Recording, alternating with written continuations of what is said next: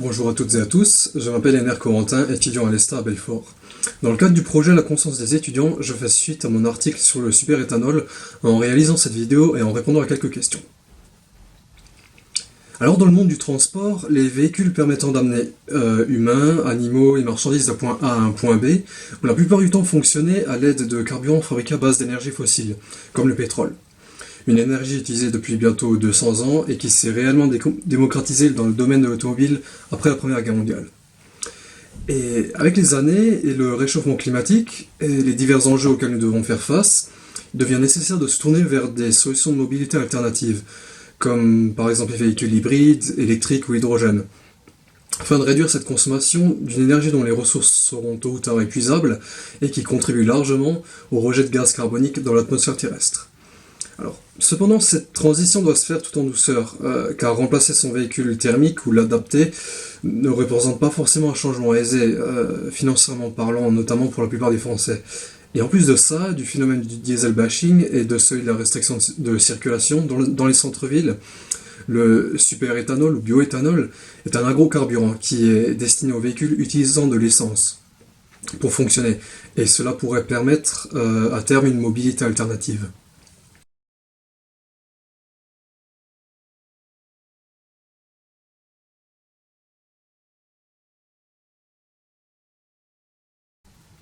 Alors c'est tout d'abord un mélange entre de l'éthanol et de l'essence, un mélange entre une énergie renouvelable et énergie fossile, qui va se composer à hauteur de 15% d'essence et de 85% d'éthanol, d'où également le nom de 85, que l'on va retrouver plus tard dans les stations-service. Alors ce carburant est issu en majeure partie de la biomasse, donc issu des plantes.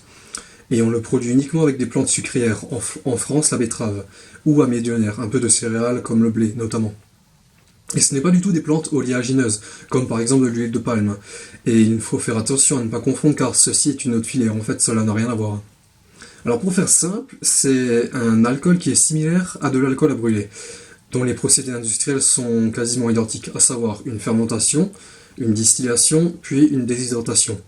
Et une fois ces étapes effectuées, il va pouvoir être incorporé à l'essence.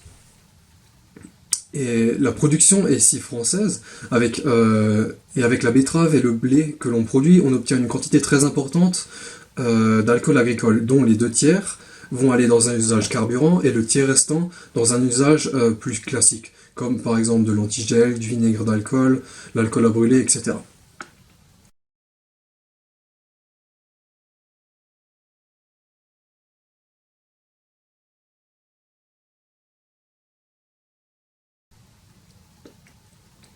Oui, en fait, la betterave est donc une betterave à sucre. Et la pulpe, une fois qu'on a extrait le sucre, va servir à nourrir les animaux. Et concernant le sucre lui-même, une fois qu'on l'a extrait, une partie va servir à un usage alimentaire, notamment le sucre à café, et la partie restante, les résidus, vont servir à réaliser de l'alcool. Et l'alcool a d'ailleurs été toujours réalisé à partir de résidus sucriers.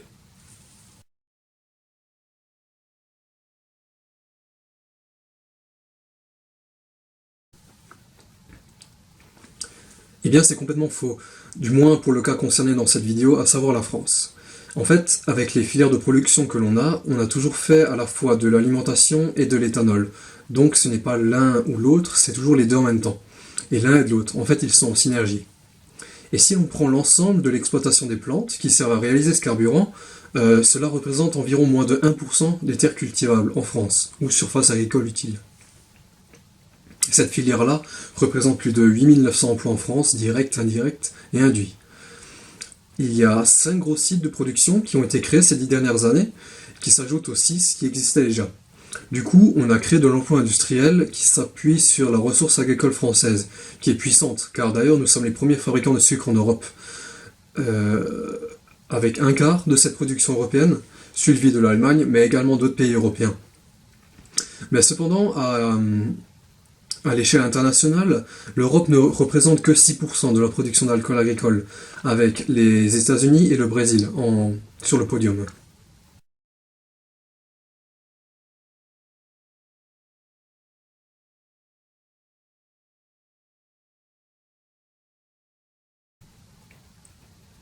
Oui, en effet, La production actuelle en France permet d'économiser environ 400 000 tonnes d'équivalent pétrole acheté à l'étranger. Et en fait, bien qu'il n'existe pas de production vertueuse pour les énergies fossiles comme le pétrole, la création de superéthanol, elle représente en soi un circuit fermé assez idéal, avec des champs de culture à proximité des usines de transformation. Et en plus d'avoir un bon rendement durant sa récolte, la betterave n'est pas très gourmande en engrais et absorbe une quantité de CO2 intéressante durant sa croissance. On compte environ 1 hectare de betterave qui est capable de fixer 40 tonnes de CO2 par an.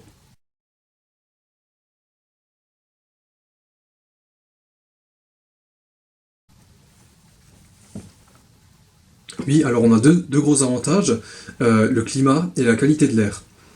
L'éthanol en Europe, c'est en moyenne 70% de moins de gaz à effet de serre que l'essence fossile, ce qui est assez considérable.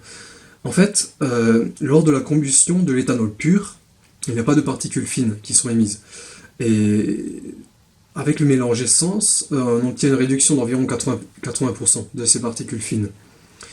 Et diverses études ont également montré que récemment, on a les oxydes d'azote, ces fameux NOx, qui sont très dangereux pour les organes comme les bronches, en fait, sont réduits d'un tiers. Et d'ailleurs, souvent épinglés en ville, ces rejets avaient fini par porter la France devant la Cour de justice de l'Union européenne pour non-respect de ces seuils recommandés.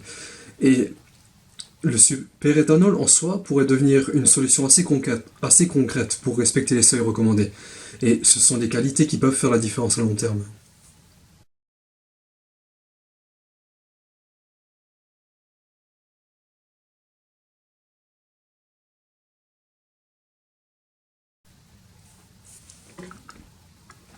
Oui, alors l'idée, je le rappelle, étant de faire fonctionner les véhicules essence avec le superéthanol. Et il va donc être nécessaire d'effectuer une conversion en toute sécurité. Et pour cela, on a des solutions fiables qui ont émergé, notamment les boîtiers de conversion, qui sont désormais homologués par l'État.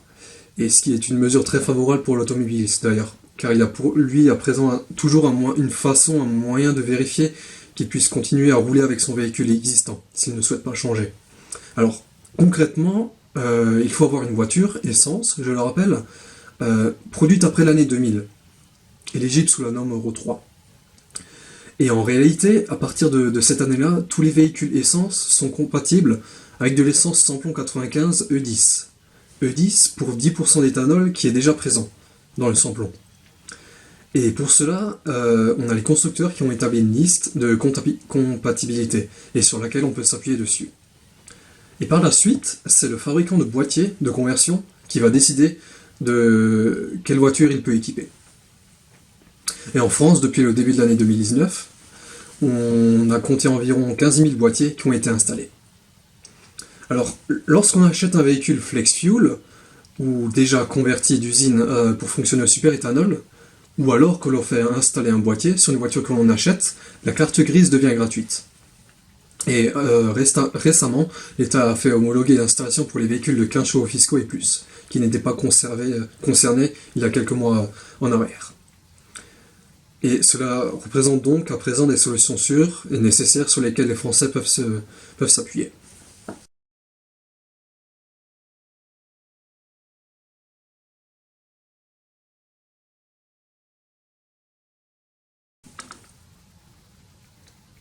Alors en moyenne, il faudra compter environ 1000 euros, mais la fourchette se situe plutôt entre 700 et 1500 euros. En fait, c'est très dépendant du nombre de cylindres à équiper lors de la conversion. Et en France, on a de la chance, on peut compter sur plus de 2500 installateurs agréés, comme par exemple Speedy, Point S, Noroto, AD, Ford, etc. Un conseil serait d'éviter la reprogrammation, qui peut être également une solution, mais cependant elle représente de gros risques pour la voiture. Donc cette reprogrammation en fait ne nécessite pas d'installer de boîtier, c'est réalisé uniquement par ordinateur. Cependant, elle représente des risques techniques pour le véhicule, mais également de responsabilités juridiques et des risques sur la garantie.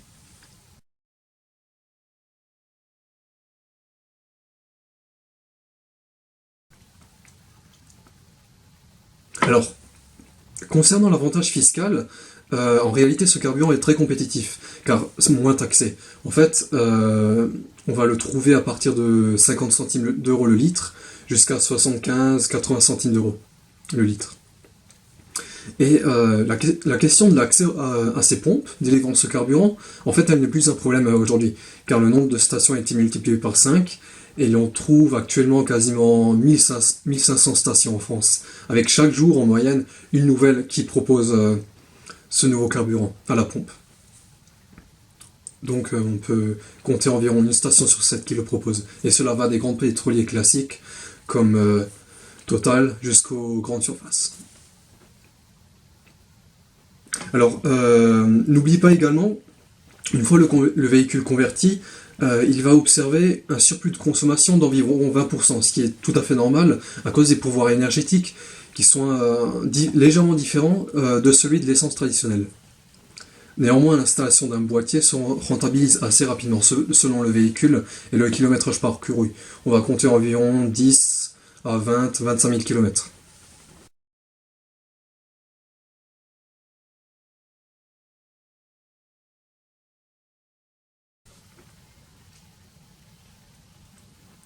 Alors c'est assez long de transformer un parc roulant. En fait, les choses vont se faire étape par étape. Et il faut toujours aller avec beaucoup de prudence, mais on pense qu'il y a un potentiel pour arriver à 6-7% de part de marché des essences dans les 4 ans à venir. C'est ce qui reste dans le domaine du possible. Et dans le plus long terme, ce qu'on observe déjà, c'est que le parc va s'électrifier de plus en plus. Mais il va également s'hybrider. Donc on parle de moteur essence hybride, éventuellement rechargeable, des véhicules dont la consommation aux 100 km va devoir théoriquement être faible. Donc l'idée serait de faire fonctionner ces véhicules à la fois hybrides, mais à la fois au superéthanol. Donc une vision gagnant-gagnant sur les deux parties.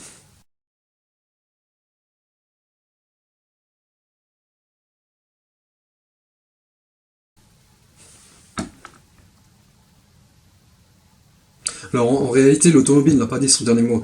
Et même si de nombreux défis sont encore à relever, de par la transition écologique, ce virage pris par la France, ainsi que par certains pays, doit se faire étape par étape, en adoptant plusieurs solutions de mobilité alternatives.